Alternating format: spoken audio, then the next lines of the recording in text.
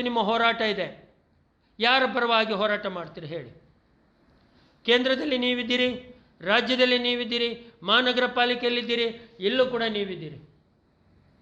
ಯಾರ ಪರವಾಗಿ ಹೋರಾಟ ಮಾಡ್ತೀರಿ ಸ್ವಾಮಿ? ನಾನು ಕೇಳ್ತಾ ಇದ್ದೇನೆ ಶರಣ್ ಪೊಂಪಯ್ಯಲವರೇ, SDP ಅದು ಲೆಕ್ಕಕ್ಕಿಲ್ಲದಿರುವಂಥ ಒಂದು ಸಂಘಟನೆ, ಬಿಟ್ಟಾಕಿ ಅದನ್ನು. ಅದು ಏನೂ ಅಲ್ಲ ಅದು ನಮಗೆ.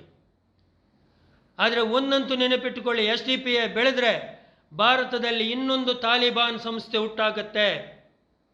SDP ಬೆಳೆದರೆ ಭಾರತದಲ್ಲಿ ಮತ್ತೊಂದು ISIS ಪ್ರಾರಂಭ ಆಗುತ್ತೆ. ಇವ್ರನ್ನ ಮೆಟ್ಟಿ ಹಾಕಬೇಕು. ಅವ್ರನ್ನ ಇಲ್ಲೇ ತುಳಿದ್ರೆ ಮಾತ್ರ ನಾವು ಇಲ್ಲಿ ಭಾರತೀಯರು, ಅದರೊಳಗೆ ಮುಸಲ್ಮಾನರು ಇರ್ಬೋದು, ನಾನು ಅವರನ್ನು ಬಿಟ್ಟು ಆಗಿಲ್ಲ. ಯಾಕೆಂದರೆ ಕಾಬೂಲಲ್ಲಿ ಕೂಡ ಇವತ್ತು ಅವರು ಓಡ್ತಾ ಇದ್ದಾರೆ, ಪ್ರಾಣ ಉಳಿಸ್ಲಿಕ್ಕೆ ದೇವರಲ್ಲಿ ಅಂಗಲಾಗ್ತಾ ಇದ್ದಾರೆ. ಅಂದರೆ ಅಲ್ಲಿ ಕೂಡ ಮುಸಲ್ಮಾನರೇ ಇರುವಂಥದ್ದು ಸ್ವಾಮಿ.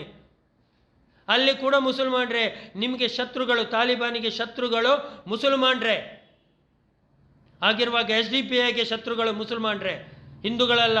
ಆದರೆ ನಾನು ಹೇಳ್ತೇನೆ, ಆದರೆ SDP ಮಾತ್ರ ಹಿಂದೂಗಳಿಗೆ ಶತ್ರು. ನೆನಪಿರಲಿ. ಆದ್ದರಿಂದ SDP ಈ ದೇಶದಲ್ಲಿ ಇರಬಾರ್ದು. ಹಿಂದೆ SDP ನೀವು ಆವತ್ತು ಭಾರತೀಯ ಜನತಾ ಪಕ್ಷ ಅಧಿಕಾರದಲ್ಲಿರುವಾಗ ಹೋರಾಟ ಮಾಡಿದಿರಿ. PFIಯನ್ನು ನಿರ್ಣಯವನ್ನು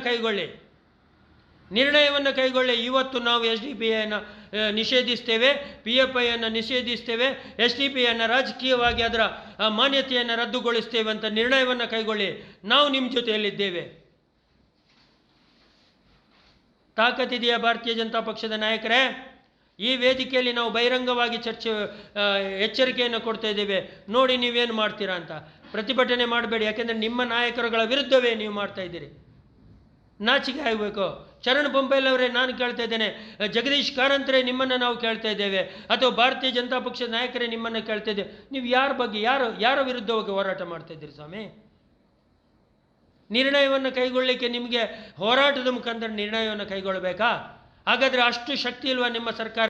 ಶಿವನ ಭವ್ಯವಾದ ಏನು ಮೂರ್ತಿಯನ್ನು ಅಲ್ಲಿ ಕೆತ್ತಿ ಅದನ್ನು ಪ್ರತಿಷ್ಠಾಪನೆ ಮಾಡಿದರು. ಯಾರೋ ಒಂದು ಪುಟಗೋಸಿಗಳು ವಿರೋಧ ವ್ಯಕ್ತಪಡಿಸಿದ್ರಂತ. ಒಂದು ಸಂವಿಧಾನದಲ್ಲಿ ವಿರೋಧ ವ್ಯಕ್ತಪಡಿಸೋದು ಸಹಜ ಇದೆ. ಆದರೆ ಆ ಪುಟಗೋಸಿಗಳು ಯಾರೋ ಮಾಡಿದ್ರು ಅಂತೇಳಿ ಅದಕ್ಕೆ ಟಾರ್ಪಲನ್ನು ಹಾಕಿದರು. ನಮ್ಮ ಹಿಂದೂ ಕಾರ್ಯಕರ್ತರು ಹೋಗಿ ಆ ಟಾರ್ಪಲನ್ನು ತೆರವುಗೊಳಿಸಿದ್ರು. ಯಾಕೆಂದರೆ 1947ಕ್ಕೆ ಈ ದೇಶದ ವಿಭಜನೆ ಆಯ್ತು ಅಂತ ಹೇಳಿದರೆ ಅದು ಧರ್ಮಾಧಾರಿತವಾಗಿ ವಿಭಜನೆ ಆಗಿರುವಂಥದ್ದು. ಹಿಂದೂಗಳಿಗೆ ಭಾರತ, ಮುಸಲ್ಮಾನರಿಗೆ ಪಾಕಿಸ್ತಾನ ಅಂತ.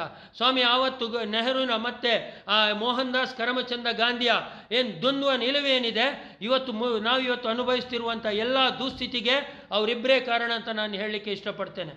ಆದರೆ ಸುದೈವ ಸರ್ದಾರ್ ವಲ್ಲಭಾಯ್ ಪಟೇಲ್ರಂಥ ಒಬ್ಬ ಧೀಮಂತ ನಾಯಕನ ಕೈಗೆ ಈ ದೇಶದ ಒಂದಿಷ್ಟು ಭಾಗ ಆಡಳಿತಾಂಶ ಸಿಕ್ಕಿರೋದ್ರಿಂದ ನಾವು ಇವತ್ತು ಉಳ್ಕೊಂಡಿದ್ದೇವೆ.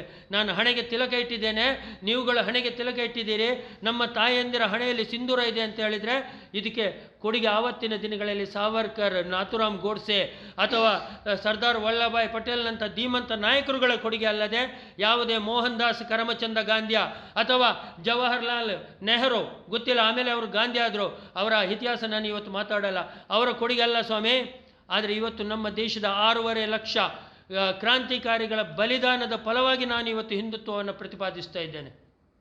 ಹಾಗೆ ಕೆರೆ ಆಗಿರುವಂಥ ಅಲ್ಲಿ ನಮ್ಮ ಗಾಂಧಿಯ ಶಿವನ ಮೂರ್ತಿಯನ್ನು ಪ್ರತಿಷ್ಠಾಪನೆ ಮಾಡುವಂಥ ಪ್ರಯತ್ನ ಮಾಡಿದಾಗ ಅವರ ಮೇಲೆ ಕೇಸಾಯಿತು. ಆ ಇಡೀ ವ್ಯವಸ್ಥೆಯನ್ನು ಹಿಂದೂ ಸಂಘಟನೆ ಹುಡುಗರು ಅಂತ ಕೇಳಿದರು. ಮಾಡಿದ್ದು ಅಖಿಲ ಭಾರತೀಯ ಹಿಂದೂ ಮಹಾಸಭಾ, ಮಾಡಿದ್ದು ನಮ್ಮ ಅಖಿಲ ಭಾರತ ಹಿಂದೂ ಮಹಾಸಭಾ ಚಟುವಟಿಕೆ. ಆದರೆ ಯಾವ ಮೀಡಿಯಾ ತೋರಿಸಿಲ್ಲ, ಯಾವುದೇ ಸೋಷಿಯಲ್ ಮೀಡಿಯಾ ಒಂದಿದೆ ಅದನ್ನು ನಾವು ತೋರಿಸಿದ್ದು. ನಮ್ಮ ಹತ್ರ ವಿಡಿಯೋ ಇದೆ.